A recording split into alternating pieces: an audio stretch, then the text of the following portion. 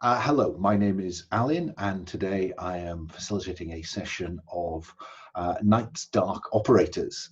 This is my hacking together of Cthulhu Dark with some of the ideas from the Operators cinematic role-playing game to play in the environment, the setting, if you will, of Night's Black Agents by Ken Hite.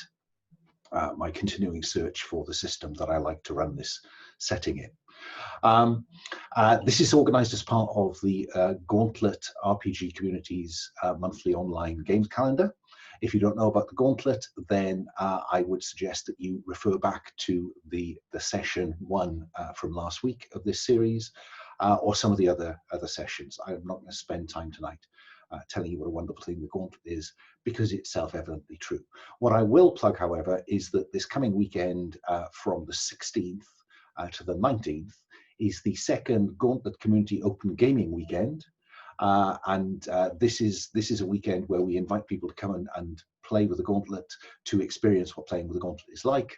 And so, you know, there are still some games. If you search Gauntlet Community Open Gaming, then you will find the games that still have seats. So please come and join us. I'm not sure, I think mine are full as we speak, but there are lots of, you know, odd seats here and there in a variety of games. So please do come and try playing with the Gauntlet, because it's transformed my role-playing life. So with no further ado then, I want to just introduce us, see, if I don't do the full Gauntlet spiel, I forget stuff. The players know that we're playing with a set of safety tools. We're playing within the Gauntlet community code of conduct, and we're also playing with an open door, which is why one of our players today is not with us. Something has come up in his real life, which means he can't be with us. So he's not with us. We're playing with 3 characters, not 4. I'm hoping he'll be back next time. But the open door is simply there to allow real life in and players out for whatever reason they have. And in fact, one of our other players may have some phone calls to do during the session, so may disappear for a period of time. Not a problem. So we're playing within the code of conduct. We're playing with an open door. We're playing with the X card, which is a way to kind of just cause a halt to play if something is disturbing in a bad way. And I won't ask why that's been played. I may ask for some guidance about how far I should rewind the content, the fiction, in order to see how far we play forward to avoid what has disturbed the player. We are also playing with lines and veils, and there is a lines and veils tab. We are currently playing with lines on sexual assault and violence, harm to children, peril to pregnant women or infants, torture by PCs, or cannibalism as a positive.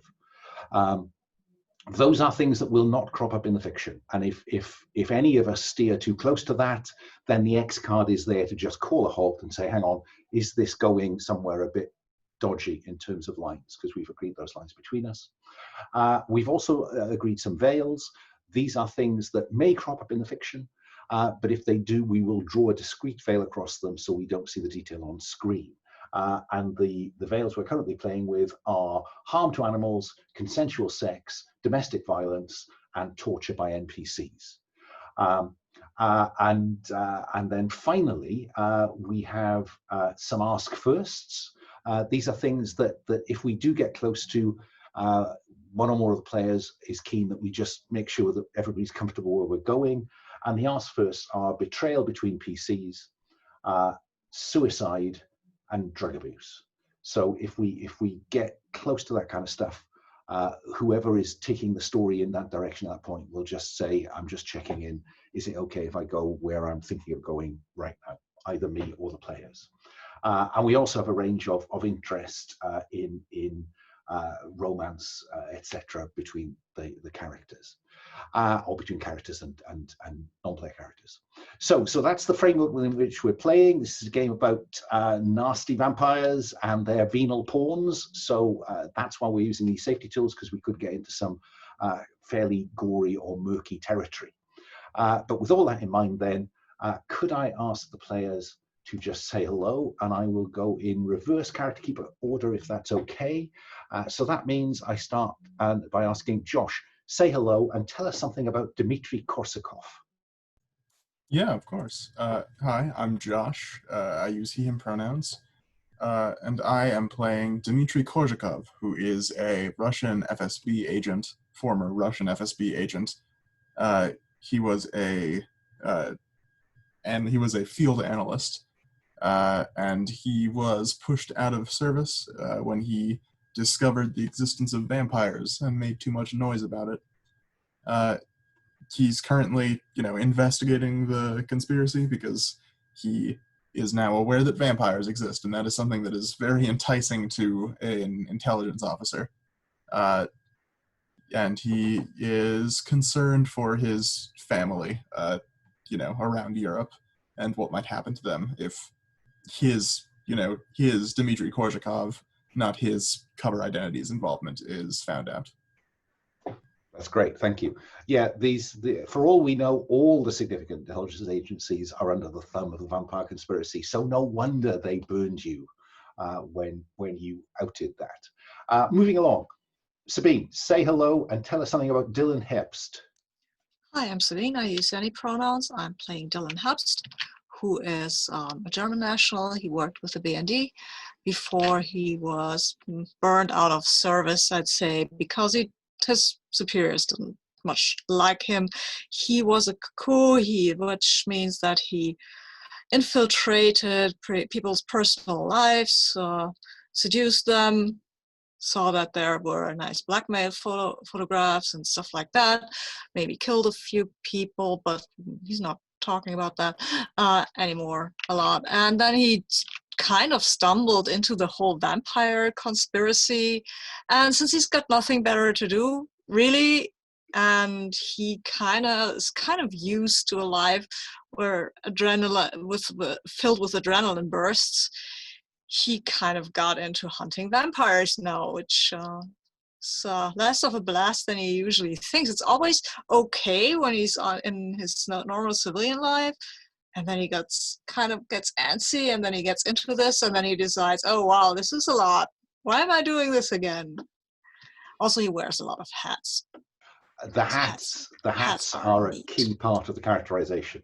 The sense I get is that he's very excited by the hunt. He's sometimes slightly less excited about the catch when things get positively dangerous. So we'll bear that in mind. And finally tonight, Puckett, say hello and tell us about Mia Smith.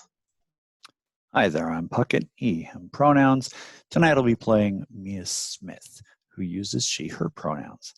And she is still kind of a snotty brat who never quite grew out of that stage of her life, wound up working in various intelligence organizations due to her skill as a hacker that she picked up from a mentor when she was young. And once she learned about the vampire conspiracy, realized that this is a terminal threat to humanity and civilization as we know it, whether we like it or not. And once she realized that, she was all in on hunting vampires, just because it needed to be done. And, well, who else is going to do it that doesn't know about it? Yeah, and of course, once you know about it, you can't walk. It's difficult to walk away, and the risk always is that if they know that you know about it, then you begin to take a higher place on the target list. Okay, so those are our characters. In the first session, they raided and put out of action a human trafficking operation run by a conspiracy proxy, the Lisky Bratva, a Russian mafia organization operating across Europe. And at the end of that session, they did find some leads, and I'll just read this for the benefit of the players. They can find it on the Operation tab, but in summary, what they found was a KGB, FS or FSB, because it dates from before the transition from the KGB, a paper file from the office of someone that two of the characters have encountered in a previous series, a very suspicious character called Dorjiev, But they picked up from his office when he ran for it as the explosions went on that put the place out of action. They found a file labeled Arkanski, and it details the career of Yuri Arkansky from the early 80s through until now. It includes periods at Russian embassies in the Middle East and the UK as an agent. It seems mostly to be around asset handling. He wasn't the person who found the spies and the double agents, but he seems to be the ones who handled them. Today, and now he is, my goodness me, I mean, if he was 20 in the 80s, he is now old.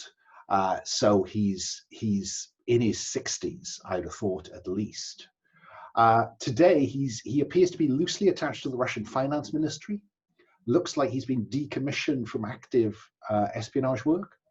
And they seem to wheel him out at trade conferences around the world, like the one that he will be attending in Vienna that starts in a few days' time. There's an itinerary for his 4 days in Vienna, and the players will find that further down that tab. Now, in the previous series, Dylan and Mia were made cognizant of a file of information on the conspiracy provided by, he appears to be a British member of the Secret Service. Quite what his position is unknown. In fact, whether his name is Malcolm Lennart or not is an open question. But for shortness, we'll call it the Malcolm Lennart dossier. That dossier also mentions Arkanski, but it's not clear from the information that Lennart has put into that dossier whether he is a pawn of the conspiracy or an enemy of the conspiracy. But there's definitely a connection. And finally, underneath that file that Dylan picked up almost by accident when he grabbed the file, was an email confirming a seat for one on a flight from Debrecen, where the factory that they attacked last time is located, to Vienna in the name of a Dr. D.G. Dubois. Just for clarification, the aforementioned Dorjiev, member of the Lisky Bratva, high up member of the Lisky Bratva, as far as you are aware, is Dr. D.G. Dorjiev. I wonder who's on the flight. So that is the file of information that you find. Let me start by asking our analyst what you make of that, Dimitri. Yeah, so Dimitri, Dimitri probably has a lot of the same, sort of connections as another Russian agent, as also probably someone who has been sent to security conferences and such. So when he is analyzing this, I think he is an intelligent enough man to see through the fake name of Dr. D.G. Dubois. So he would certainly point that out. I think looking at the itinerary, Dimitri, notices specifically that there is a meeting with a Dr. Ingolf. He notices that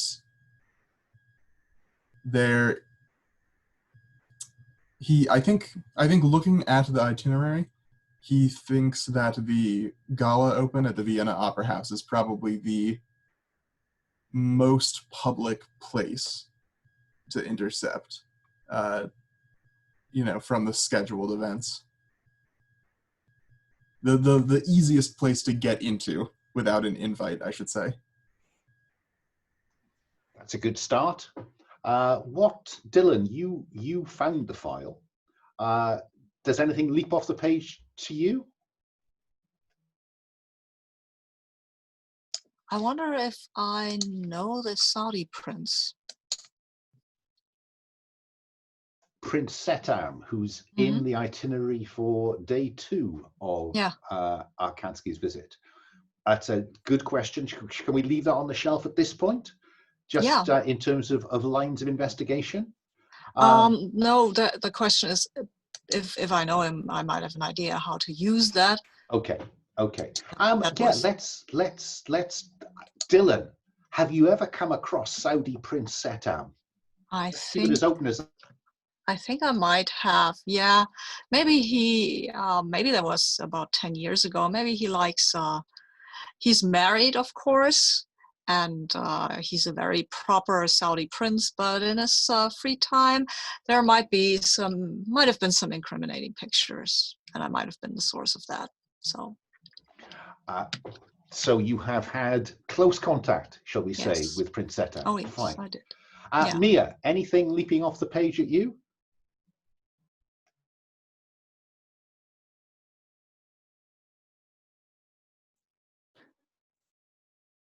I think at the moment Mia's still a little stressed out after the last stop.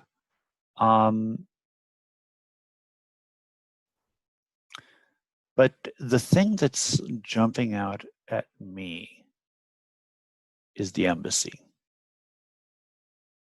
and cracking into their surveillance systems, because I know they are recording and filming everything that goes on in there.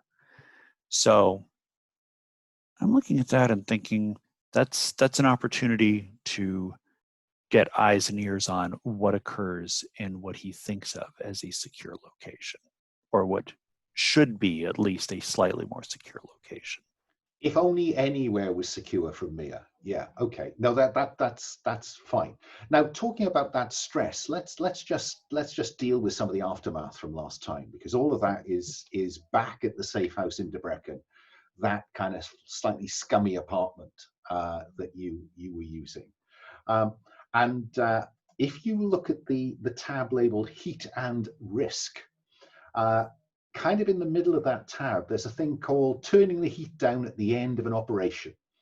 At the end of every operation, the GM will ask the following questions. Question 1, did the team achieve the stated objective of the operation? And the objective that you came to was to take that human trafficking hub out of action. And given you blew it up, I will accept a series of thumbs up as yes, you did indeed. Yeah, I think you did. Yeah. So that's a 1. Okay, 1 yes. Did the team neutralize a significant member of the conspiracy or one of its freak assets? And in this game, a freak is a supernatural threat. So what about that one? What do we think? Depends on how you feel about the ghouls. Yeah, that was what I was going to ask. Yeah, I think that you did neutralize them. I don't think you necessarily took them all out, but Charles, the character who's staying very quietly in the background during this session, did indeed scare them off with an intense flash of UV light. So yeah, I'm prepared to give you the benefit of the doubt on that one. Did the team grant a vampire true death? Don't think so. No. The exact nature of Dr. Dorjiev is I think probably not entirely clear from the previous series, and it has become no clearer in session 1. So for each yes, the GM will erase a mark from the heat clock. Now, so that is 2 yeses. So I'm going to remove 2 marks, meaning that the conspiracy is currently suspicious. Yeah, which is kind of their default setting anyway. So no surprises there. The other thing that we want to touch on is if the team achieved the stated objective, then every player character reduces their stress by 1. So you can all unmark stress. Yeah, which isn't, doesn't, and I'll unmark 1 for Charles because that seems only fair. So you are coming down after the op. None of you burned any of your assets apart from Charles, which may explain why he's not here this week. Maybe he is off trying to work out whether James Naismith, who's engaged to him, is safe, because he invoked James to help keep an even keel last time as his anchor, and therefore James is currently marked as on the run, question mark. So we might find out next time what's happened to James. So that is where we finished at the end of last time. You have your lead. Does someone want to tell me where your next destination is? Kind of. Can we relieve stress before we go to Vienna? Yeah, right. I just wanted to check that we were all on the same page, because I have to say, coming to this, I was assuming you'd fly to Vienna, but I want to leave this open enough for you to tell me, no, I think we'll go to Moscow. Oh, we could go to Boston. No, but I would like to relieve my stress in Debrecen, because if something goes wrong, which it might, I'd rather have people in Debrecen angry at me than people in Vienna. Fair enough. So in this kind of wind down 24 hours after the op, let me start with Mia. Mia, what do we see Mia doing that might give you fictional positioning to seek relief from the horror, if that's what you want to do? We get back to the safe house. I think after we decompress a little bit, I turn to Dylan and say, "You want to get a drink? I mean, let me be more clear. Would you like to go get many, many, many drinks?" I'll come with you, but drinking is not my poison. So I'll see you off safely, and then I'll do something else, okay? If you want to pick somebody up, we could go to a bar where we can do both. Yeah, I kind of like that. Yeah, let's do that.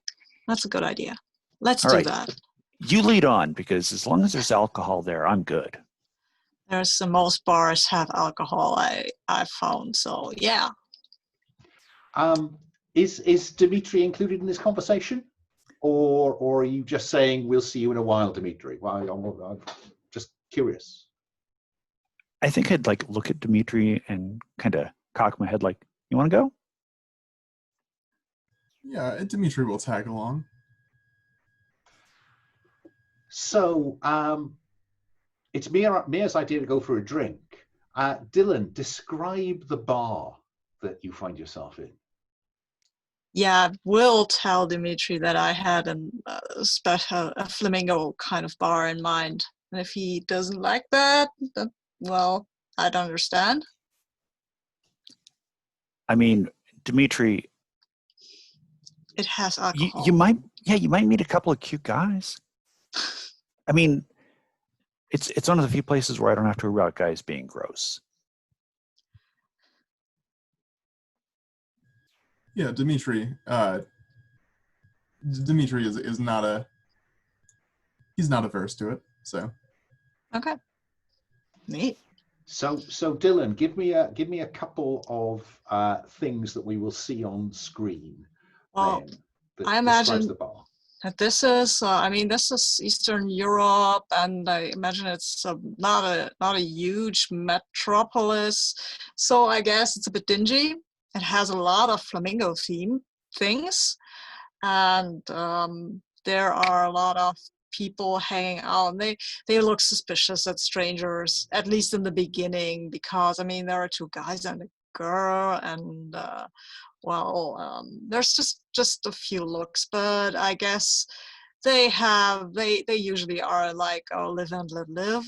And unless we want to start a fight or anything like that, they'll probably at first glance over at a few times. But Dylan is pretty much a charming person, so I guess at least the bartender will warm up, and since we are in Eastern Europe, there will be lots of vodka and alcohol, and also vodka with alcohol, and alcohol mixed with vodka. So Mia has a self-declared intention to get, as an old friend of mine would describe, horizontal. So Mia, what do we see as the evening proceeds? I tell the bartender to leave the bottle and bring more shot glasses. And I just pick up the bottle and start filling the shot glasses in a line across the bar, set the bottle at the end, and I proceed to drink each shot in sequence, one after the other. Then I move the bottle back to the beginning and do it again. There's about half a dozen shot glasses there. Dimitri, I get the feeling for Dimitri that he's quite a kind of, I mean, his skill set is in analysis and investigation. So, you know, is he focused on the drinking or the crowd? What do we see of Dimitri in this time? Dmitri doesn't like to sit at a bar, I think. You know, it's sort of against how he was trained. So he's, you know, squeezed up in a corner with a glass of, you know, probably vodka. He's Russian. He drinks hard liquor. And I think he has, you know, a bottle of vodka next to him. He's drinking. But I think it is, you know, clear that at some point in the night he sort of reaches into a pocket and he pulls out a bottle of pills too. You know, just to mix it up. Yeah, to mix it up. He's you know, he is an addict. It is a side effect of having discovered that vampires are real. Very stressful situation. I think that happens to people, doesn't it? Well, shall we see how Mia's drinking goes? Because I'm assuming here, Mia, that you are angling for seeking relief from the horror if you get drunk, ... Well, and the other thing is, I'm sure I'm probably flirting with someone, regardless of how unsuccessful it might be at this bar. But depending, there might be a couple of women here, and that might go a little bit better for me. Well, you tell me, who do we see you flirting with as the evening proceeds? And perhaps the shot glasses are, you know, you go through several cycles of them.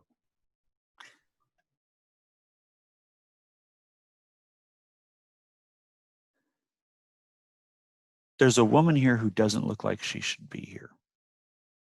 I mean, this is, as Dylan put it, this is kind of a dingy bar. And Vanya looks much more like a model than someone who would be in a bar like this. But this is Eastern Europe. You know, there are a lot of people who have that look about them and are not in particularly great financial shape. Yeah,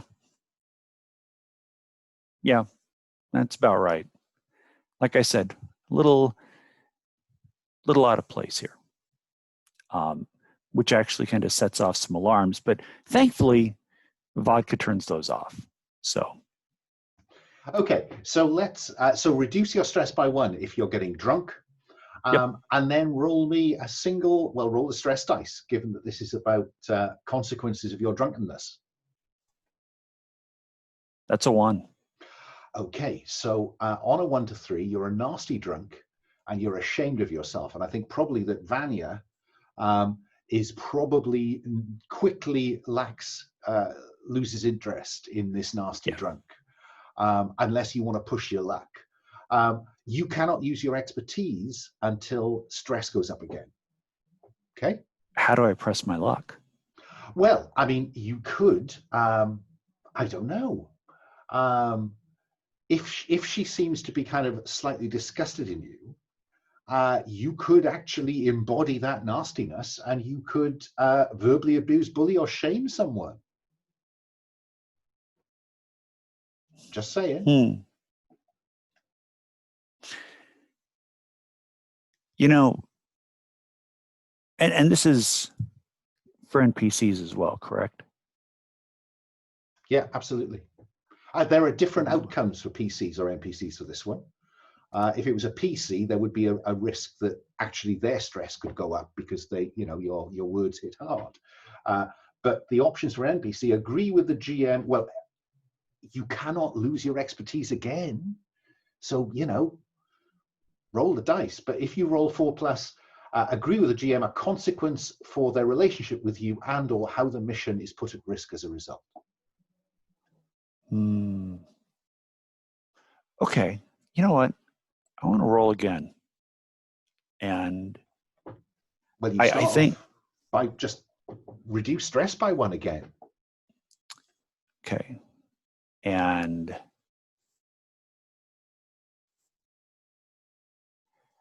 I think the way that Mia's stress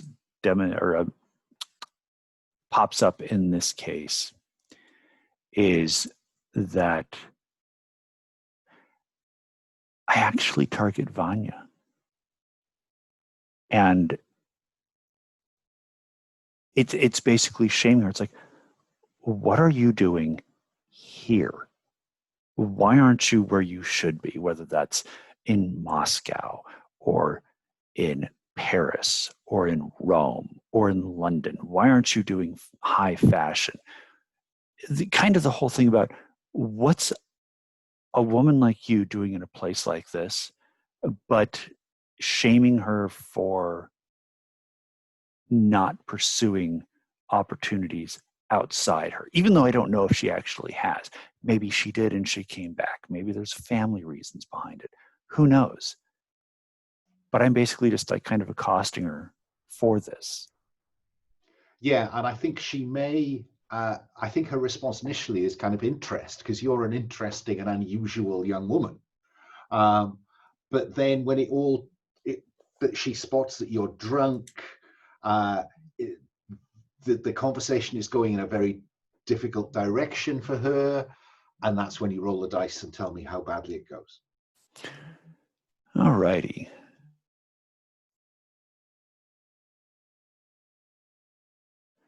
And it's staying on 1 again. Well, that is the perfect outcome for you, really, isn't it? Because you can't lose your expertise a second time.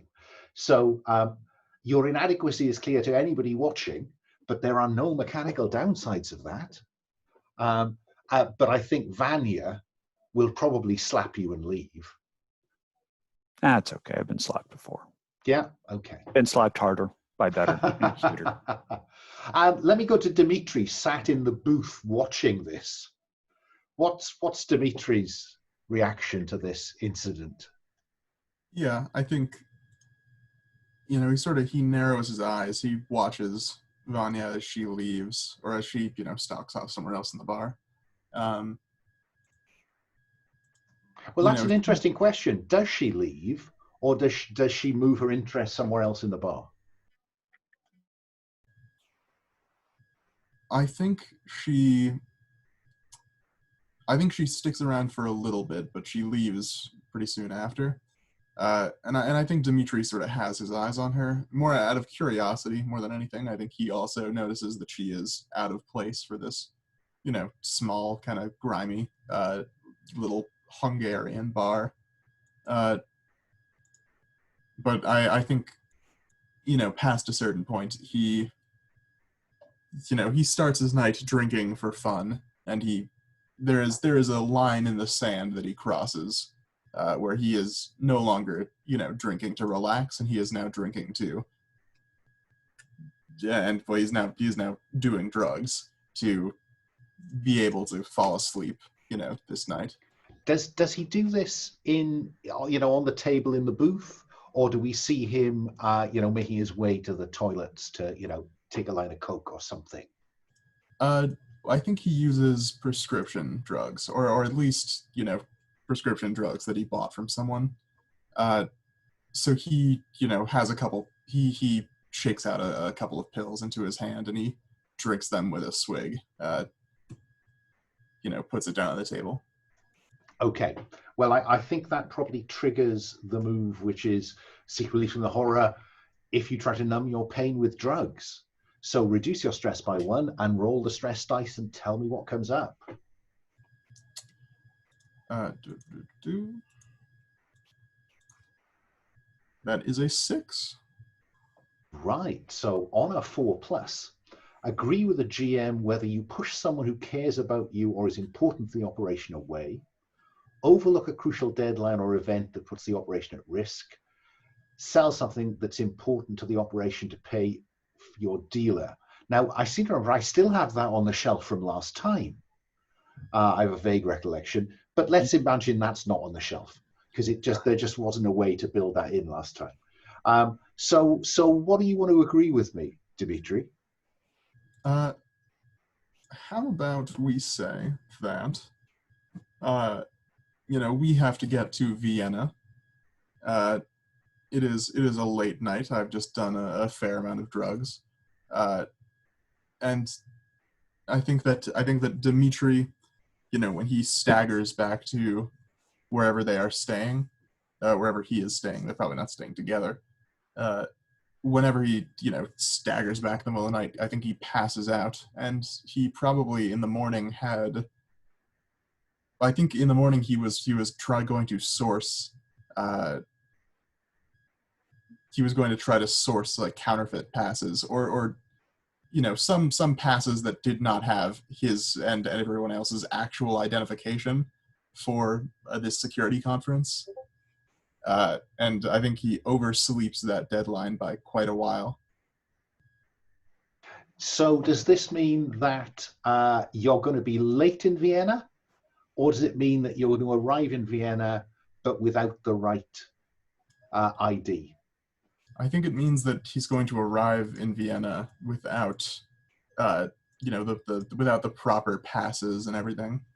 Okay, that works for me.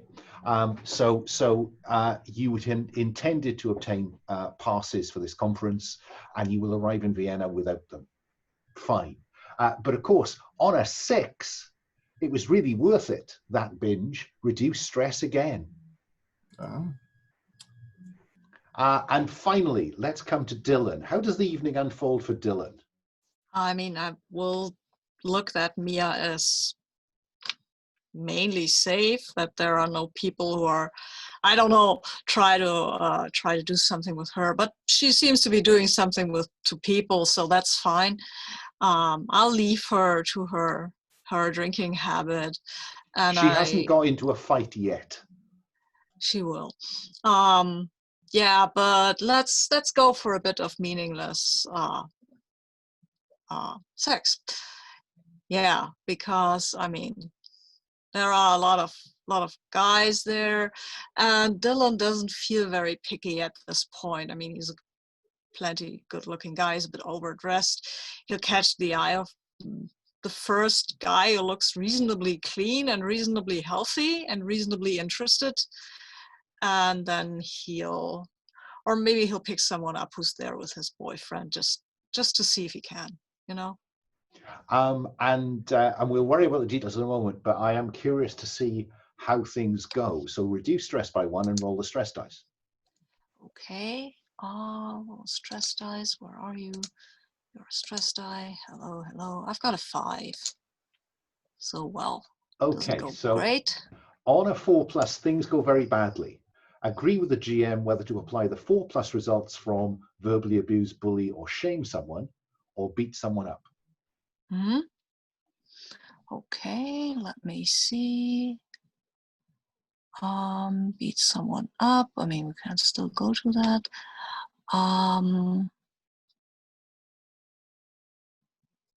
I think we'll take. Let's start out with the verbally abuse, bully, or shame someone. Okay, so on a 4+, and they are an NPC. Agree with the GM a consequence for their relationship with you, or how the mission is put at risk. I mean, the mission could be put at risk because his boyfriend figures it out pretty much that we're doing the nasty in the toilet, and just comes up to, I don't know, to beat me up. So I might have a shiner, which is not a very good look if you're trying to infiltrate stuff like that. I mean, I have makeup, but still. No, that's good. I like that. I think I'll represent that by increasing the heat clock by 1. Yeah. Just because you are not quite as unobtrusive and unnoticeable as you usually are, Dylan. Does that seem fair? Yeah, it seems fair, only I'm not unobtrusive. Hey, since can I just go and beat this boyfriend up, though? Oh, you could certainly turn nasty. Yeah, absolutely. I There's mean, no reason why these can't roll on. So, if you beat someone up, if you push the boyfriend back, yeah, um, I was going to ask you how sordid this got, and obviously pretty sordid, as yeah, you kind of emerge from a stall and punch him. mm, yeah. Uh, so reduce stress by 1 and roll the stress dice. Okay. I mean, why not? Right. Yeah. It's a 4, so pretty much the same thing. On a 4 And plus, agree with the GM what you leave behind that could lead the conspiracy to you or otherwise put the operation at risk. I think what I leave behind that could lead people to me. Um, I mean, I'm pretty sure during the whole fight, first of all, what happens is it's pretty clear that I'm not just some random dude, right? Because this boyfriend, he doesn't have a chance. Dylan doesn't look physically very impressive or anything like that, but he kind of fights like he knows what to do. And then the other boyfriend joins and then just gets beaten up as well. And that is pretty suspicious because, I mean, come on. How does this not very, and maybe he starts cussing them out in his local dialect, which is kind of distinctive. Yeah, yeah. Yeah, but he gathers up his head because the head is important. Is this a private affair, or can anyone jump in? It's in the men's room, so I don't know. Maybe it spills out. Well, I mean, do you want it to spill out or not, Dylan? Is because if it spills out into the main club, there is a possibility that the police are going to turn up, I think. I mean, I don't know. It doesn't need to, but if you as the GM say, hey, this was not enough of trouble you've got in. Oh no, I'm satisfied with that. I think that that there is something that clearly you are a professional, Mm-hmm. and you're not from round here. Yeah. And I think I'd like to suggest that as you leave them bleeding on the ground, you mention Vienna. Yeah. Yeah. And I think that probably I'm going to mark the heat clock again. Cool. So is it possible to go below 1 stress? It isn't. Stress is always 1. Okay, so I can't actually reduce stress any more than I already No, have. if you're already on 1, that is a good place to be. Mia. Okay. You live in a world where stress is never 0. So Yeah. that takes us through an evening, a day after the events, and then, unless you have any other plans for Debrecen, I'm inclined to cut to Vienna. Okay. So yeah, inevitably in a movie like this, there is the plane taking off, and then walking through arrivals at the airport, the international airport at Vienna, the name of which escapes me if I ever knew it. And you do have a safe house in Vienna that Dylan and Mia earned in a previous series, because they were given the location and keys of a safe house by a contact in that series, who was very well off, but sadly did not survive. So let me ask you some questions about this safe house.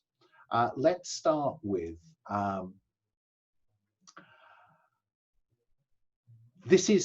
I will tell you now that this is classy, because this guy did not go in for, back alleys.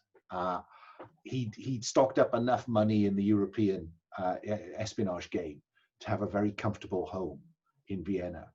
So let's start by asking each of you to describe something about this place. Let me start with Mia. Tell me something about this classy location in Vienna. There are sheets on the bed. I will go so far as to say that there are several bedrooms, each with sheets. And we're talking like 1,200 thread count. These are the good sheets. I mean, I've slept on things that barely qualified as a mattress. So this is the good stuff. Yeah, yeah. Dylan, you tell me something about this safe house. Well, if it's classy and if it's in Vienna, it has to have a lot of Baroque architecture with curlicues everywhere and gold leaf, which is probably not real gold leaf, but it looks like it, plastered liberally. And what also stands out is the mosaic tiling on the floor. And it's not super old, but it's old. It's you can kind of smell that this is not a new building. It's like it was built in the 1800s or something like that. Yeah, I think that's nice if it's period. And finally, Dimitri. So we have several bedrooms, each with sheets. We have Baroque plasterwork and gold leaf and mosaic tiles. What else can you tell me about this classy place, Dimitri? You are muted. Thank you. That is a good question. I think that it has the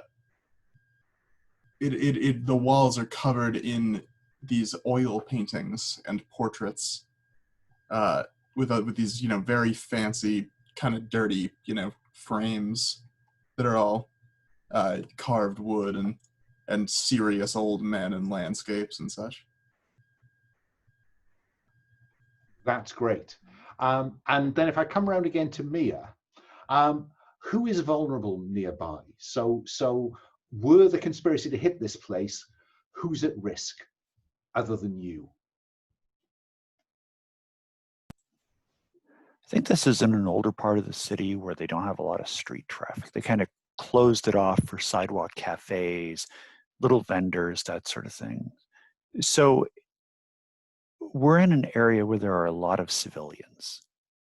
If the safe house gets hit, there's gonna be some splash damage. Fine. That works for me. Okay, let's keep going. Dylan, what reassures you about this place? I think what reassures me about this place is that if you look closer, the security is pretty good. You can see cameras hidden, or maybe not even so very well hidden around there. And the door, it's actually a fire door, so it's pretty much, you can't just kick it in. That's not possible, unless you're a giant or a vampire, maybe, but who is, right? That's fine, thank you. Dimitri, what worries you about this place? I think that it's in a beautiful location, and there are lots of windows that are all covered up with these dusty old curtains. But if they were to be ajar, I think there's a lot of ways that someone walking by outside might catch a glimpse of the secrets within. So yeah, lots of windows into the apartment. Let's leave it as vague as that at this point. Yeah, okay, if that's okay. Now, and finally, I'm still teasing out what to do with this bit of the game, but I want the safe house to provide you with some tangible benefit. And at the minute, what I've got is a drop-down box that says it has a stock of automatic weapons, it has a stock of heavy weapons, or it has a stock of tech toys. Whichever one of those you choose will then be available to you without any trouble. The ones you don't choose, you will need to source from a contact. But I want you to think about that, because it seems to me until you've got some idea of the kind of operation you might be embarked upon, it might be a bit early to choose. unless you have a very strong feeling about which way you want to go. I mean, I have a strong feeling for the tech toys, but let's see how this goes, because we don't have anybody who's really into heavy weapons. That is true. Yeah, that is true. You have not brought someone who's good with a rocket propelled grenade. Okay, well let's talk about the operation then. So what do you want to get out of, slightly meta this, but in terms of the ongoing plot, what are you wanting to get out of this session? Who wants to kick me off so we can refine the objective? Figure out what this Arkansky's connection to the whole conspiracy is, I guess, and if we can use him as an asset or if we have to take him out. So the focus looks like it's Arkanski. Okay, I that makes a lot of sense to me. Dimitri, what about you? I think seeing the real truth behind why Arkansky is in Vienna, as well as whether or not we can flip him. Okay, Mia, what are you thinking?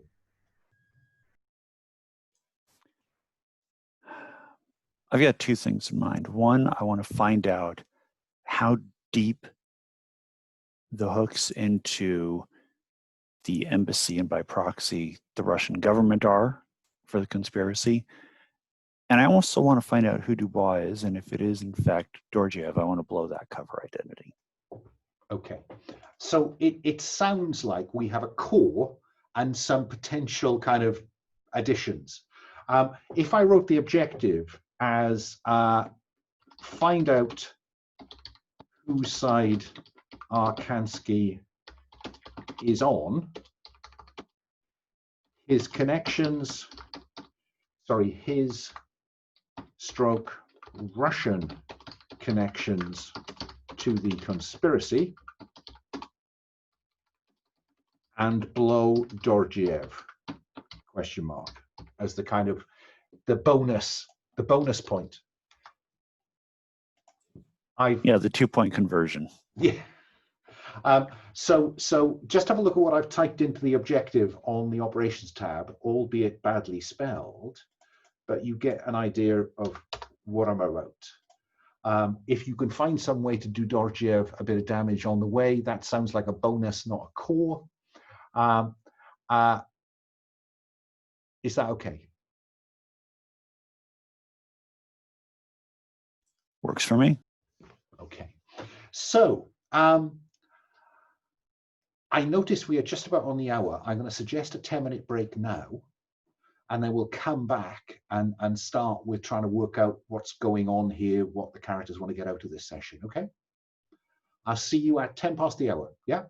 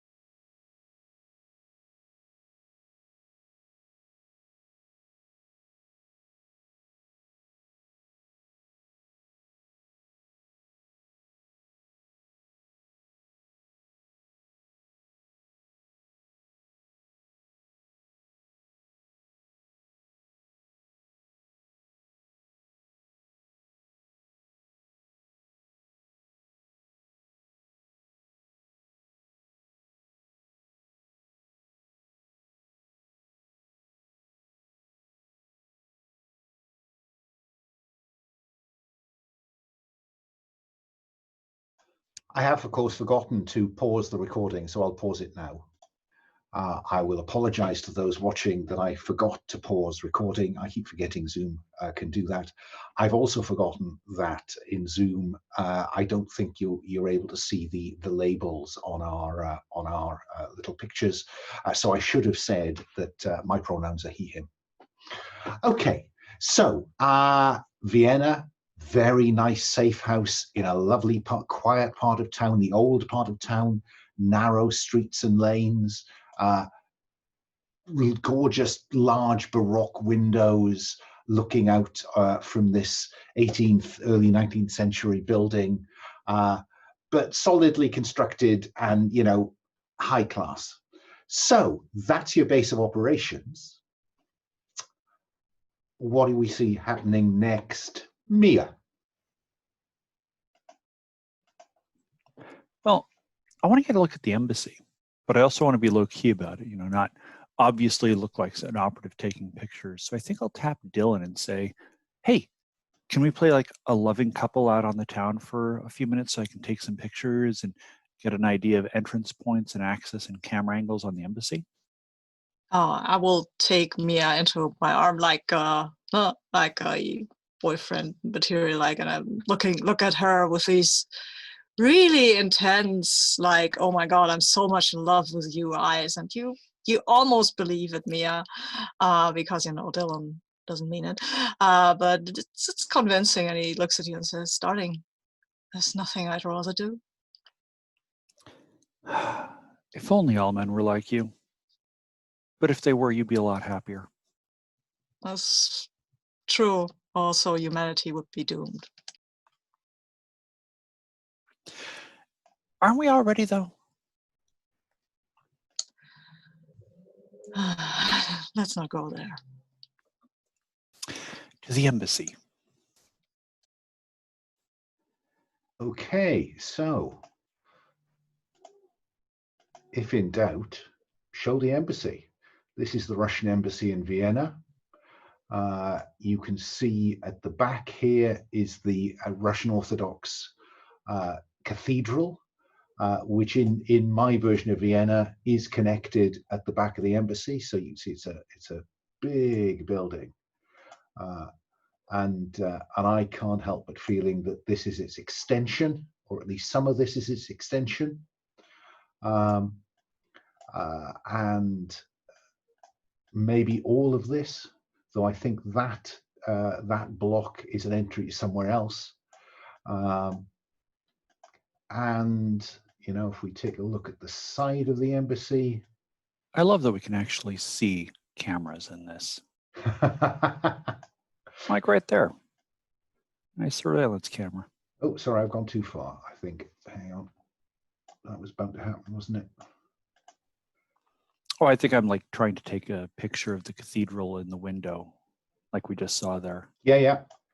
Just because it looks, you know, and I'm posting it on Instagram to make it look really official in case they're monitoring any kind of traffic.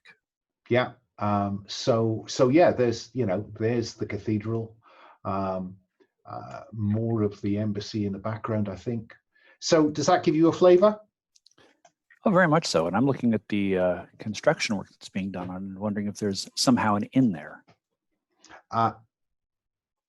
I've just realized I don't think I showed that very clearly. So yeah, there is. So this might provide a possibility. Who knows, eh? Who knows? So we've got a sense of it. We don't want to be drawn too much into making this a real place, but that gives you a flavor of it. So this sounds like an effort to investigate, if I'm not much mistaken there, because I've shown you the basic information. Now you could ask me some questions conceivably. So would you like to tell me, do you think that your expertise kicks in here? I mean, it would if I could use it. Oh, of course, yes. You're in a difficult position, aren't you? Am I better off asking Dylan what Dylan notices here? Probably so. Yeah, because I've got the time to notice all kinds of stuff, because I'm standing around holding Mia's hand back and her coffee and whatever else she thinks somebody needs to hold. which I absolutely will with an adoring look at her. But I will I'm making also, you take pictures with a cell phone while I hold up like a heart made with my hands, oh, just to be really obnoxious. yeah, and we'll take a lot of selfies. Of course, yeah, just, there's the cathedral behind us. There's the cathedral to one side. Oh, I missed it. There's the embassy. Yeah. And I have to say, as I look at this, I think tradecraft negotiation disguise, I don't think that specific expertise plays. But it's What a I'm- disguise. I'm not really a tourist. Oh, fair enough. No, I'll give you the And benefit of that. That will and allow I'm you not- not to attract attention. Yeah, fair point. Yeah, go for it then. So you're rolling with expertise. Yes. Do you want to include? I'm not going to give you the cell phone as the right tool. Damn, that's a great tool. But do you want to include your stress dice? Oh no, this day is a bit too nice, and I'm feeling too relaxed to really stress myself out over Okay, this. it's early days, so let's avoid the Yeah. stress dice and just roll the 2 dice. Yeah. Oh wow, that was not a good idea. Do tell us all. It's double twos. 1, 2, and another one. I thought, because roll for your party isn't working for me at the minute. I'm not seeing any dice change. So okay. just tell me what you get. So to investigate on a 2, you get the bare minimum amount of information you need to proceed. Mhm. But also mark the heat clock due to the noise or clumsiness of approach. Despite your best efforts, Dylan, I think you will notice that some security goons do notice you taking perhaps 1 too many selfies around the embassy. Yeah, that shiner isn't helping at that point. Well, because it doesn't kind of run terribly well. So at this point, this moves us to the top of the alarmed part of the heat Oopsie. clock. The next stage in the heat clock is pursuit, which will suggest that somebody's going to come looking for you. Do we get a James Bond like chase scene? Who knows? Who knows what could happen? Watch this space. Given that none of you have the driver expertise, that might not be where you want to go. But who knows? Maybe you're driving a tank. So the basic information. I think that probably that construction work certainly provides some scaffolding. So with a bit of intrusion, you might be able to get access to that, and from there, perhaps to the building itself. That seems like the basic information you were looking for, Mia. Is that fair? It's good enough for right now. I can get the Okay. rest through intrusion. Okay. So, Dimitri, what do we see you doing in terms of this early stage of the op? Yeah, I think that Dimitri is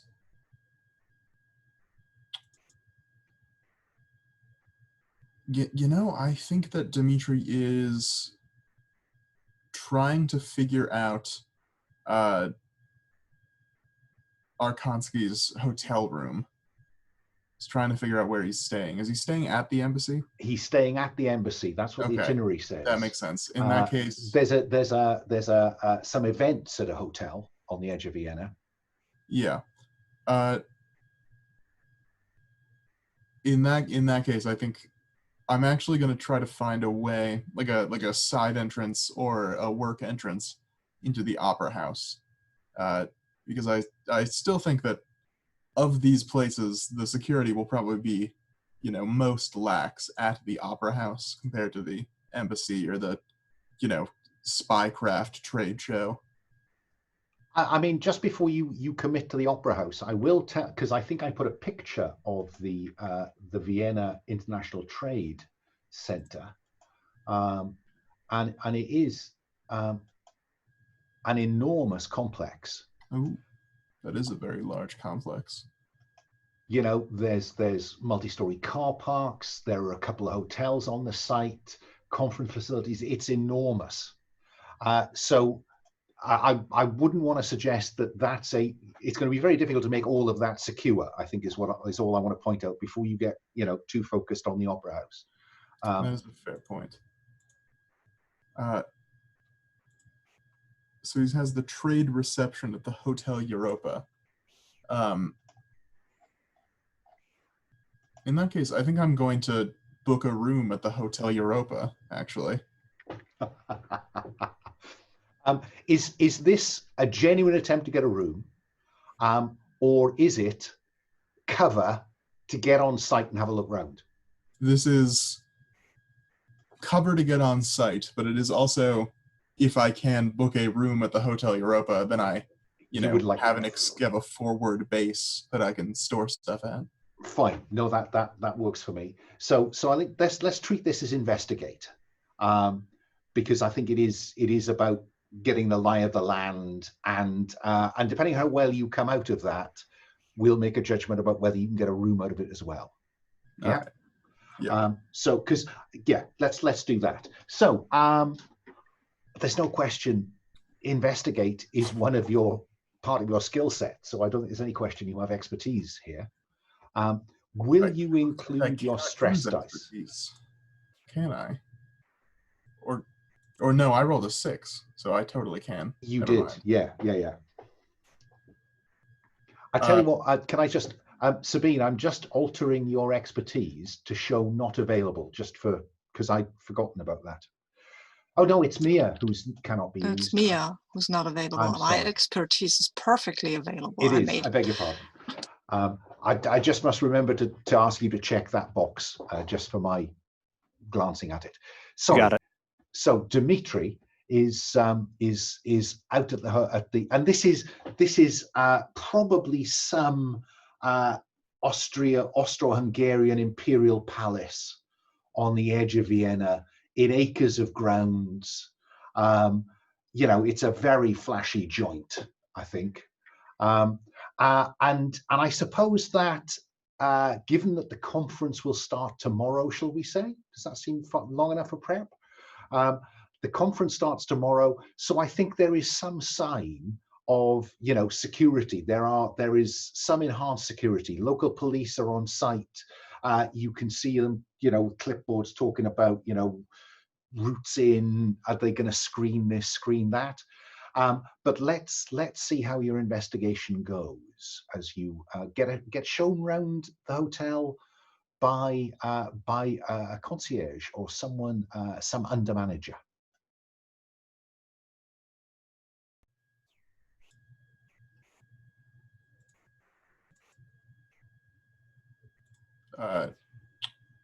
What did you get? So I'm rolling my expertise and just and so the white dice, the orange dice, and the stress dice if you want to include it. I will pass on this occasion. This seems like a fairly low stakes environment.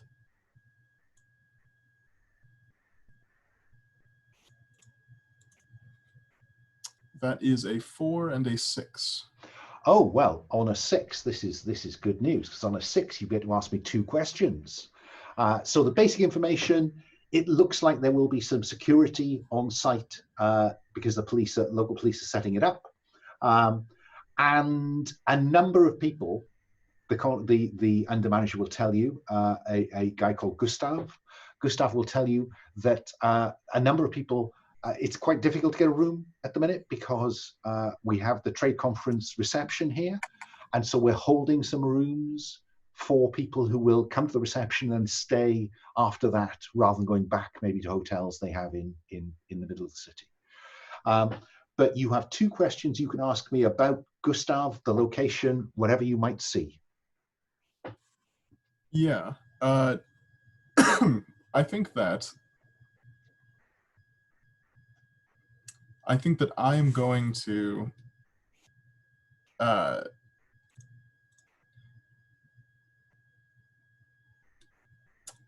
think Dmitri is going to lie about who he is, and he is going to ask about, he's going to say that he's asking for his employer, a Dr. Dubois.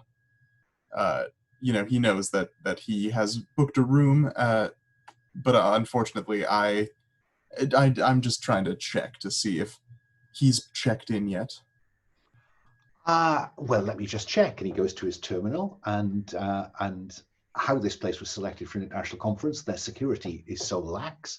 He just looks him up and he says, "Oh yes, Dr. Dubois is attending at the reception, and has booked in fact 2 rooms for the night afterwards." I'm afraid well, you will know where he's staying now, so you know. Yeah, and I thank him. I say, thank you. That's wonderful. It's good to know that he's already touched base with you. Well, you know what it's like, sir. I know what it's like when we all work for these important people, and they can be very demanding, very demanding. Oh, incredibly demanding. And just out of curiosity, he has some things that he'd like me to put in his room. I'd really not like to bother him or his entourage. If it would be at all possible for you to make me a copy of the room key. Well, given that on a 6, that's as good as it gets.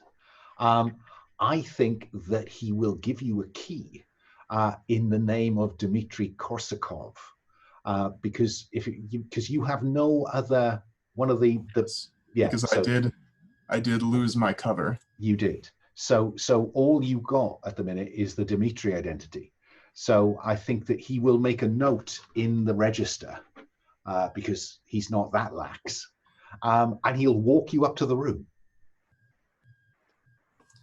Wonderful. Yeah, I take special note of the room number, and I thank him profusely, and when I get in, I sort of close the door behind me and I check out the window to see where I am, like on the outside of the hotel. I think if this becomes relevant at any time during the op, then I think you will count as having the right tool. Yeah, wonderful. You will have that. You will know where it is from outside, inside, routes, etc. I don't have a problem with that. Yeah, so he is not checked in here yet, so none of his stuff is here, and I can't really glean any information about him. But I do know where the room that Dubois is going is, which is a pretty big thing. You do. And there is a connecting door to the suite next door. Yes. So I count this as a pretty successful investigation. And I think, with this under my belt, I'm going to head back to the safe house. Yeah, just before you do, of course, when you roll a 6, it says, but also say what reminds you of the horror of the war you're waging. While you were pretty confident that Dubois was Dorjiev and he was coming here, now you actually know he's coming here. And he's booked 2 rooms, which is, that suggests he's coming mob-handed, conceivably. So I think I'd like you to roll for stress, please. Yes. That is a 2, which is above my 1. Then up it goes to 2. Yep. And then back to the safe house. Okay, so let's cut to the safe house then, unless Dylan or Mia have something else they want to do before you kind of discuss how you're going to cover this up. I would like to see if I can reach the Saudi prince. Because maybe, this could go terribly wrong because he might be angry at me, but maybe not. Maybe nostalgia is a big thing, and maybe I can talk him around. I'm good at talking people around. Unless I'm drunk in a Debrecen, whatever, somewhere in Eastern Europe. Okay, let's, now, I do need to know a little bit. You set him up to be used by the BND. Yeah, I did. And so he may well associate you with that. Yes, he might well associate me with Okay. that. But that's fine. The BND can go and hang itself for all I care. Okay. And if the vampires attack the German nation, well, okay, then maybe they really do have werewolves. Who knows? So let's imagine a phone call to Prince Setam then, because Dylan's black book is legendary. It's true. You It's you mostly- never burned anybody whose number you didn't keep. Yeah, Um, but I keep them in my head, though I don't have a course. literal book, of because course. that would be so foolish, right? Or maybe I do, who knows? Right, so I can use Certainly, it. it's not one you carry with you on ops. I think is probably the case. So, so I think this is about, can you establish a communication with Prince Setam? Yeah. So Yeah. this sounds like a role to do something else, Yeah. Yay. which is, Mhm. with expertise, because I think the whole cuckoo thing Mhm. kicks in here, doesn't it? Yeah, yeah, it should. Remember me, my dear Prince. Yeah, and I will of course use the old identity I used back then, because it can't. So What- I think what's- you're rolling the white dice and the orange dice. Yeah. Do you want to include stress? Yeah, I mean, I think that could stress me out, because, I was setting him up, but he was a cute guy, and he was nice, and we had a connection. I was there for I think 3 months with him. So this is not some random, some guy I met and then fucked and then took pictures of. This was it was more of a betrayal, of course, but that's why it stresses me, maybe. It totally stresses me out, but I've got a 5. So on a 5, was that 5 on the stress dice? Yes. Okay, so stress is going to go up by 1. But on a 5, that is, you succeed with no obvious complications or benefits. So I think you are in communication with the prince, and he says, "What do you want?" I just heard that you were in Vienna, and I thought, maybe a drink or something. Or I kind of. Look, after what happened last time, I just, maybe we'll bump into. Are you at this conference? I have thought I would go. Yeah, actually. Well, then perhaps we'll bump into one another. But I'm here on official business. I have no free time. Don't call this number again. Click. Oh, okay. Yeah, okay. So I will then have the possibility to declare that I am his guest. Yeah. Okay. Yeah. Cool. Because I think yeah, he's going to be there. Yeah, and you have a pretext, I think, for him not being entirely surprised if you turn up. Okay, I think we've probably reached the point where I want to ask you those questions about the op now. About let's start with cool things a PC wants to be seen doing. So even cooler than all the cool stuff you've done already. But let me start with Dimitri. Is there something you want to be seen doing, Dimitri, during this op? That is a good question. I think that, I think that I would like to be seen infiltrating the trade show.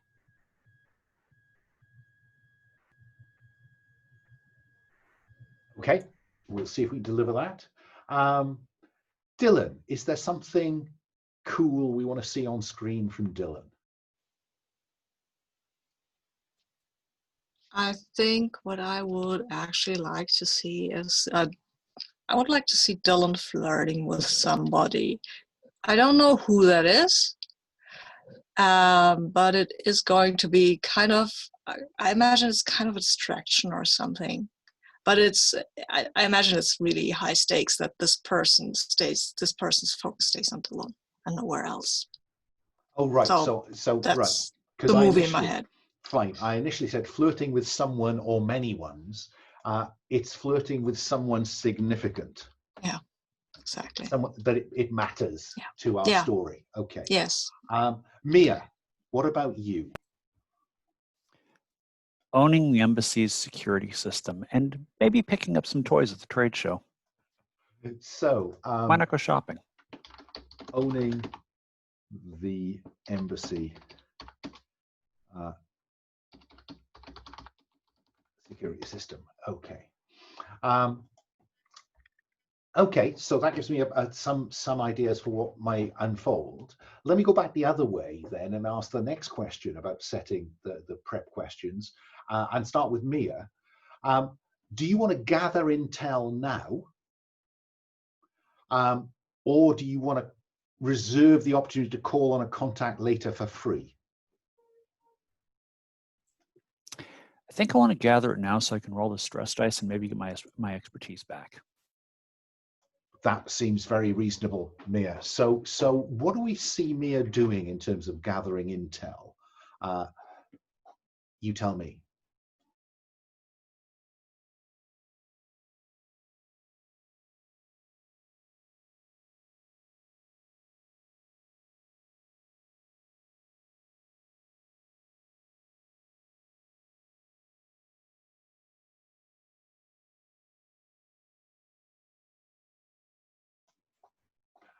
I hope you're not talking because you're muted. Facepalm. There have to be details about the embassy somewhere in Vienna's records. Maybe not details about this embassy security system, but certainly details about what kind of lines are running in there. There's got to be some publicly accessible information. So I think I want to hit the city records department. So you want to do this kind of above board. You want to kind of, it is just go city records and look some stuff up. Mm-hmm. So that sounds like you want to roll to investigate. And I guess what I'm interested in is, where do you think your expertise helps you with that? Of course, you can't be used. I keep forgetting. And honestly, it doesn't, I don't think. Fine. So I think you're rolling with the white dice, and you expressed a view that you'd quite like to use the stress dice. Yes. And then I think there's a small argument that could be made for the right tool, because I'm using public records to actually investigate what's been filed with for the embassy. No? No, I think it's the right tool on your part. I think if you chose, for instance, if you were to choose to stock the safe house with tech toys, and then actually tried to work out what their digital security was from the safe house, I think that would count as the right tool. All right, I'll just go ahead and roll the white die and the stress die. Are you kidding me? You'll have to tell us. Nothing changed. I got a 4 on the white die and a 2 on the stress die. So that's a 4. So on that, you get to ask me a question about the embassy that could be in public records. Okay.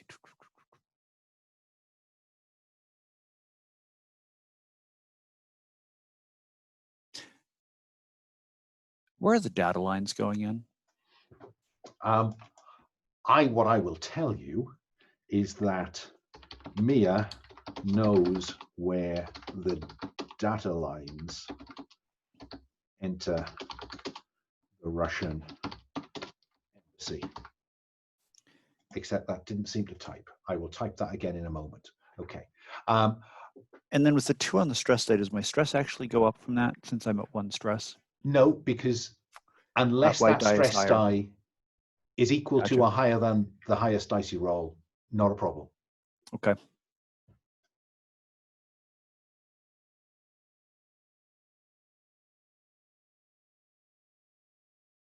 It's very strange. I don't seem to be able to type in that gap. That's very odd. Hang on, let's try that again. Ah, we're off.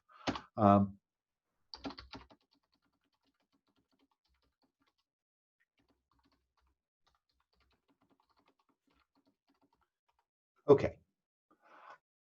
Let me ask our investigator. Seems reasonable. Dimitri, do you want to gather intel now or call on a contact for free later? I am going to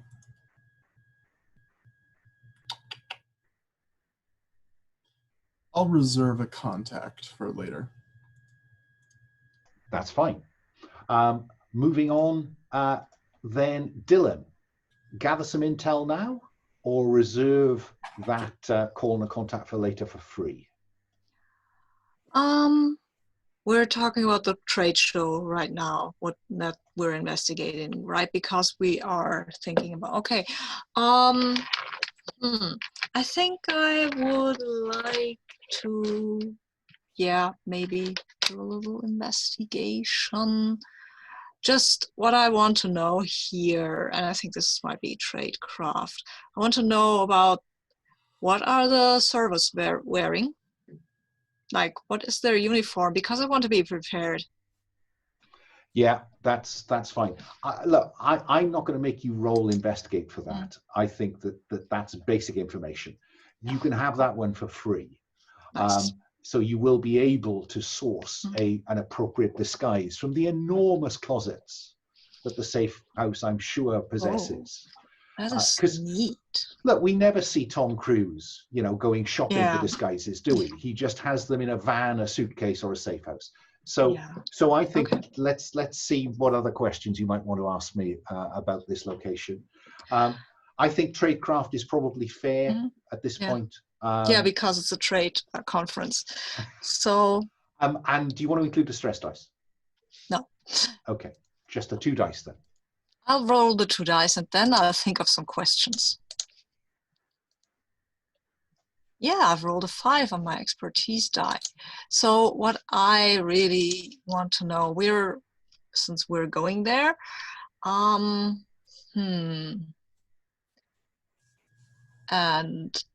these, yeah, I think we already have the plans, right? Mia got the plans of the embassy, right? No, that was what Dimitri did. So what we've got is that Mia knows where the data lines enter and leave the embassy. We already know from Dmitri which room Dorjiev is going to be in at the hotel the reception's going to take place at.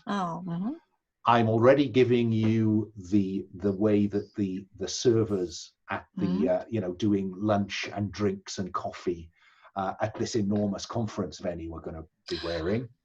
Yeah, so let's go to the opera thingy and just scout, just have a little glance at where the entrances and exits there are. What opera are they performing, which is obviously easy to figure out. But if there are lodges, reserved lodges, which I imagine there are, if I can figure out where the VIPs are in, that would be neat.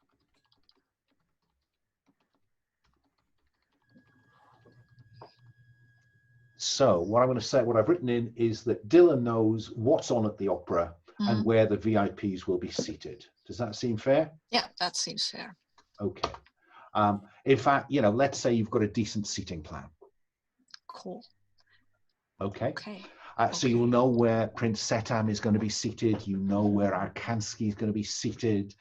You'll find Dr. Dubois and Guest. Guest. Oh, wow. Well, I think Dimitri found out that actually there were 2 rooms booked in the name of Dr. Dubois, the one that he visited and the connecting suite. Yeah? Yeah. So with all of that in mind then, where, in terms of the timeline, because we've got a kind of timeline for Arkanski's itinerary, presumably he arrives tonight. The first day of the conference, his first day in Vienna is tomorrow. According to his itinerary, he's meeting Dr. Ingolf in the afternoon. Then he's doing a talk on mining opportunities in Central Asia at the International Conference Center. And then 8 p.m., he's due at the reception at that rather flash hotel that Dmitri has sussed out. Do we want to do anything on day 1? I would like to slip in as a server and just keep my eyes open. That's all. Just so that we don't have the surprise, he's gone, he's been abducted. Whoa, go find him. So just so I'm clear, is this at the Trade Center, the International Conference Center? Yeah. So so you're going to be in there in the afternoon, hoping to spot Arkanski, because we have a picture of Arkanski, I think. I couldn't resist the idea of using a picture of John le Carré to represent Arkanski. Forgive me. So you know what he looks like. You are staking out the conference center that afternoon. Dimitri, what are your plans for day one? Well, Dimitri is going to try to get into the reception. Yeah. So I'm gonna try to get into the reception. Fine. So that's after we'll see Dylan at the conference center. Mia, what about day one for you? At this point, does anybody object to saying that the safe house has some tech tools? Okay. So seeing no objections, I want to crack that hard line going into the embassy. I figure I need to get down into the sewers to do it. So it's basically just getting a boiler room suit and looking like, and maybe borrowing a van from somewhere, looking for the lines, slapping a gadget on. Okay. Well, this seems to be well within the expertise of someone with a skill set that says cryptography, digital intrusion, and engineering tech. So none of which I can actually use because your stress still hasn't gone up. Oh, what a disaster. Okay. But you do have the right tool. Well, hang on a second here. I have a thought. Because Dmitri, you still have two stress, don't you? Yes. So just as a thought, if you're okay with this, maybe you got word that the Russian embassy noticed a couple of people, or you overhear at the conference that a couple of people got noticed by the Russian embassy security, and you yell at me about it. That makes sense, yeah. Yeah, what kind of cover is this? I do love it when people use a set of rules imaginatively. Yeah, so seek relief from the horror, Dimitri, by bawling out Mia. Yeah, Dimitri is when he hears that they got sort of picked up and shooed away by the Russians as they were trying to covertly take photographs of the embassy. Dimitri is very upset, especially as a Russian. He takes his own government very seriously. And if they came and shooed you off, they'd been taking pictures of you for like 30 minutes beforehand. Yeah, so he is very upset the night before. Like, they are all doing this. He starts swearing in Russian, and no one really can tell what he's saying because he's so mad that he isn't bothering to switch languages. So reduce stress by 1 and roll the stress dice. Tell me what you get.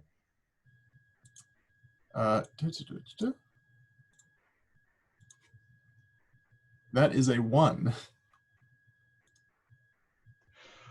So sadly, your inadequacy is clear to anyone watching, Dimitri. You cannot use your expertise until stress goes up again. You gambled and lost, guys. Now we're both screwed. Oh, no. Also, I'm pretty sure that at least Dylan understood what you were saying while you were talking Russian. But your stress has gone down by 1, Dimitri, remember. There is always that benefit. It may not have been the one that you were collectively looking for, but there you go. So Mia, you are under a manhole cover in the middle of Vienna, doing what you do. Well, at least I get 3 dice. By including your stress dice, absolutely. Oh, absolutely. That's going on everything until I can get my expertise back. So right tool, white die, and the stress die.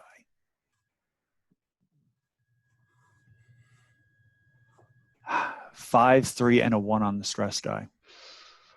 So on a 5, that goes perfectly solidly. There are no particular advantages, but you now have a back door into the embassy system, and you can hack it later, but you've got a route in. Does that seem fair?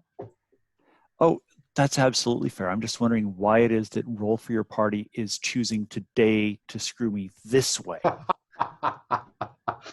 Yeah, the irony of last time, all of you spent most of your time on 4 or 5 stress, and couldn't get it down for love nor money. Now you can't get the bloody thing up. Okay, so that's what. So we have a route into the back of the embassy system, and I think that probably means that the next scene is with Dylan at the trade conference at the Vienna International Center, in a one of those nice kind of short, waitery white coats, and a little dicky bow, and drinks and nibbles at the right occasion. So what do we see Dylan doing? I think what he's doing is he is serving food and drinks. He will try to make not real contact, but just to get close to Arkansky, just to figure kind of that guy's vibe, right? Is he nervous? Is he excited? Is he just bored? I think that, because this will turn into a role to investigate, I think, but I'll tell you for nothing that he has 4 minders. Well, I say 4 minders, 2 minders, a nurse, and someone who looks like his secretary or PA. But certainly 2 minders. They are very obviously FSBs. Are they his minders or his bodyguards? Oh, that's an interesting question, which we might come to when you roll the dice. But I think the basic information is that he looks quite frail. It's fair to say. He doesn't look like a well man. And there is this woman with him who is clearly, looking after him. He makes sure he sits down at regular intervals, doesn't walk too far. People come to talk to him rather than him walking across, a reception room to talk to them. And a couple of times you see her just taking his pulse and just checking in on him. His PA is there with a tablet with, probably appointments and stuff, and just talking to him about what's coming up. And then, as I say, 2 fairly obvious FSB goons who are watching people rather than watching him. So I think it's fair to say that they are there to protect him. Maybe they're there to stop him making a run for it, but to be honest, he doesn't look like a man who's running far. Yeah, but maybe they're looking to find out to prevent him from giving information to people who shouldn't have that. Fine. I don't think that you don't see them intervene. It looks like physical security. Okay. In the interactions you see him having. Okay. But let's have you roll to investigate. I think your disguise is working for you here, so you can get in close on occasion. Nobody notices the staff, so you're unobtrusive. I think the makeup on the eye has helped. So yeah, let's have you roll with expertise. I will not stress myself here because I've rolled a 4, so that's okay. So you can ask me one additional question. Cool. Yeah, that's basically, is he looking for what's his emotional state? Is he nervous, waiting for something, bored? Oh, that's interesting. What is his mental state? Scared of dying. No, he doesn't look scared. I think I definitely say he's not scared. I think he does look a little bored. Distracted's too strong a word, but he does. It looks like he's going through the motions. But he's waiting for something. Or is he? I don't know. Okay. I'm not sure I want to get as far as that. Okay. I don't know how you tell that. He's not looking about anxiously, waiting for someone to come. He's just sitting there most of the afternoon until it's ready for his talk. Okay. Okay. Cool. Yeah. Yeah, yeah, that's helpful. In terms of, and I think I will give you as big information, you will see a certain Saudi prince come and meet him and shake his hand. And a slightly louche gentleman who's much better dressed than most of the people here. It looks like he might be not in government service, it's fair to say. Yeah. Yeah, I look at him a little bit longer than I should. He doesn't ring any bells in terms of your background. It's not why I'm looking at him. Oh, I see. Okay. So that sees us through the afternoon to the point where he goes and gives his talk on, mining opportunities in Central Asia, which, Dylan can sit in on, just loiter around the backstage, and it's a very dull talk, delivered in a fairly boring, accented English, with a number of slides operated by his personal assistant, by the looks of it, who seems very efficient. While I think probably there is a goon in either kind of wing of the stage, and his nurse is sitting in the front row. Are these always the same people? Yeah. Okay. Yeah, it looks like he's been allocated a team of 2 bodyguards or 2 handlers, babysitters. Okay. Mia, let's come back round to you in terms of what you might have begun to do with your backdoor into the embassy's data.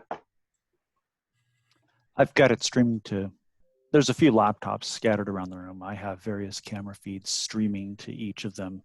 So I have basically all of the camera feeds up and open on these laptops, and I'm busily downloading, well, everything.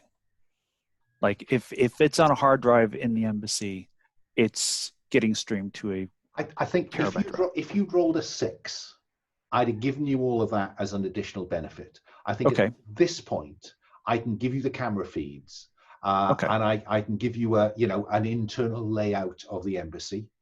So you would know your way about or be able to guide someone through.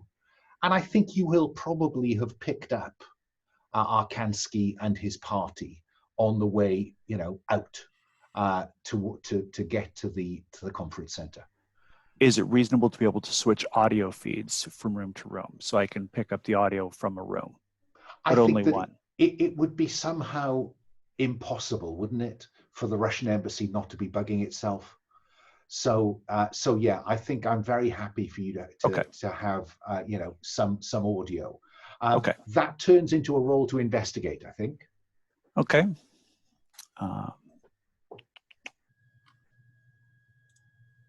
And are we including right tool here? I think because you've got the tech toys, I'm happy for you to have the right tool. And so you're rolling the white dice, the gray dice, and do you want to include the stress dice? Are we even asking at this point? Go ahead. 6 on the white, 6 on the right tool, and 2 on the stress. But at least with the 6s. Indeed.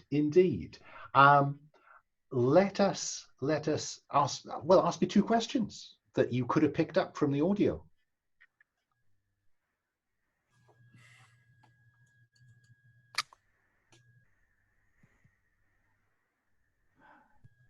What did I overhear them discussing about Dorjiev?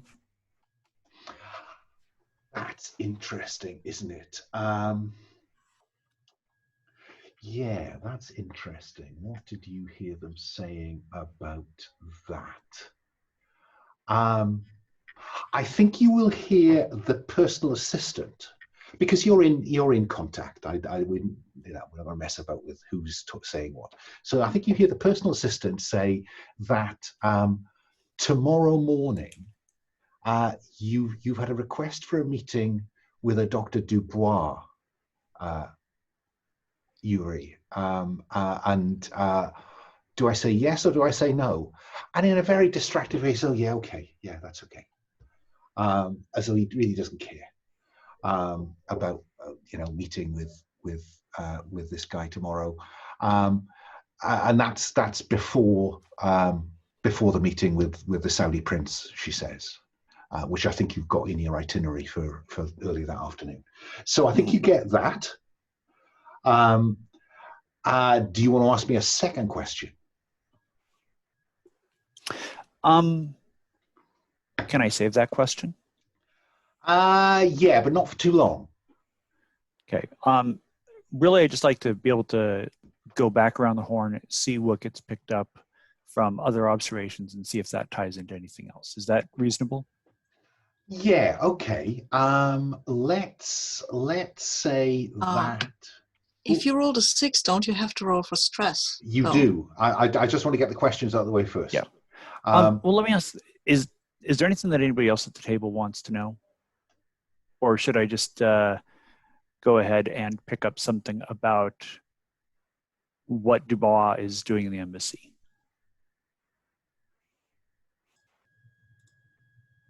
Seeing no reactions.